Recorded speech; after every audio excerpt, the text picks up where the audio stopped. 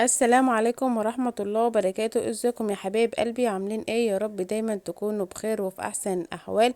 النهاردة الفطار بتاعي مكون من خيار طرنشات وطماطم طرنشات وجبنة قديمة وبيض مسلوق، بيض بلدي.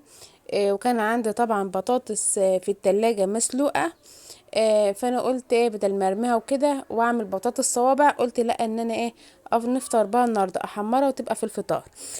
طبعا. والبتنجان دوت بتنجان مطقطق. طبعا بتقطعيه ازاي؟ بتجيبي نقطة زيت في الطاسة، طبعا، وتشق البرنجانة كده من النص، وبتقلبها شمال ويمين.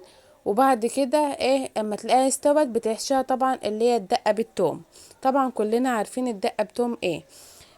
طبعا. ومعايا مخلل اللي هو المخلل للتشكيله. وادي معايا برضو البطاطس اللي هي البطاطس المسلوقه. عايزه اقول لك اللي مشتركش معايا في القناه يشترك معايا وتفعل الجرس عشان يوصلك كل جديد، وتحط لايكاتك الحلوه الجميله.